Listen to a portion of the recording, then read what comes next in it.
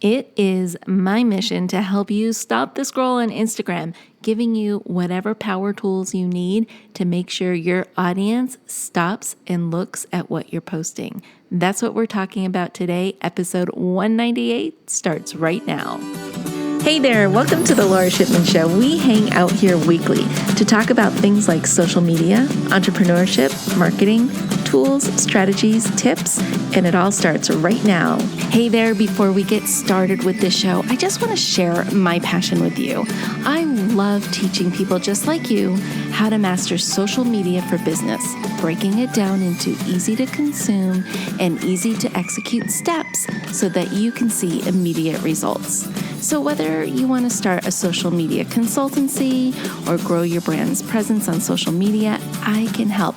I can help you get started and master all the things that you need to know. So I want you to go over to my website. It is filled with resources, tools, tips, and courses.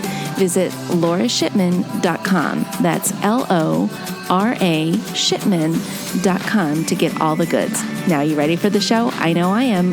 Let's get started.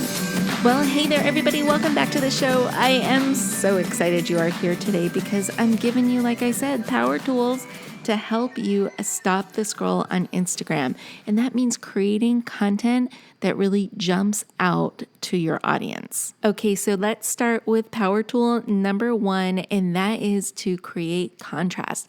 So what I mean by this is do the exact opposite of what is on trend for your niche.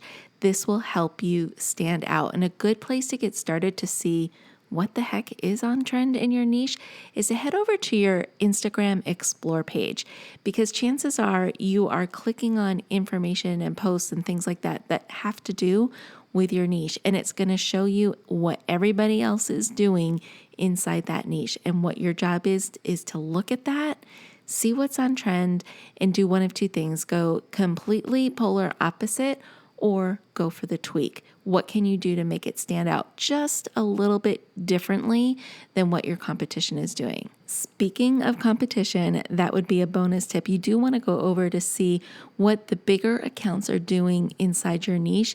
And again, either tweak it or do the opposite so that you are polarizing and that you're standing out and grabbing your target market's attention. Power tool number 2 is side-by-side or transformation images. These are so powerful. When you can graphically show your audience results they can expect from whatever it is you provide them, oh my gosh, that is sure to stop the scroll. So I love those, and they get me every single time, I'm going to admit it. So I'll go through and I'll see a before and after of someone who had regular lashes and then they got lash extensions. Or maybe somebody who went through a weight loss journey and was really successful. Or I love the business ones that will show you what a business looked like before something was implemented versus what it looked like after. Those are so powerful because a picture, like they say, says 1,000 words. My third power tool is to change it up. And here's what I mean. Yes, you want to change up your feed so it doesn't look the same all the time. But I also think that we need to interject more text into whatever images we're putting out there. Text can be extremely powerful if done correctly and boldly. So think about maybe doing some sort of a carousel post that tells a story with text. Or I really love infographics. They tend to perform the best for me. I wish I could make my entire account infographics, but that would get boring after a while. So think about how you can change it up in your graphics. What are you doing, or what is your account looking like?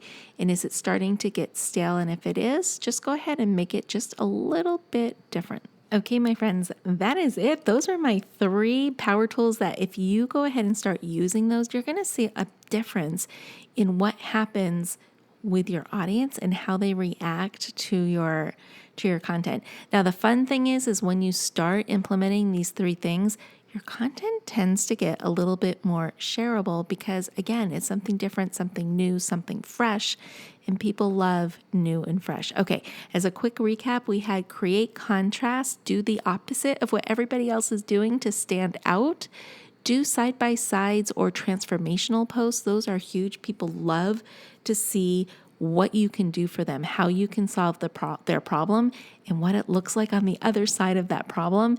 And number 3, change it up. Start exploring and experimenting with text and how you can maybe use infographics and how you can tell a story using a carousel post.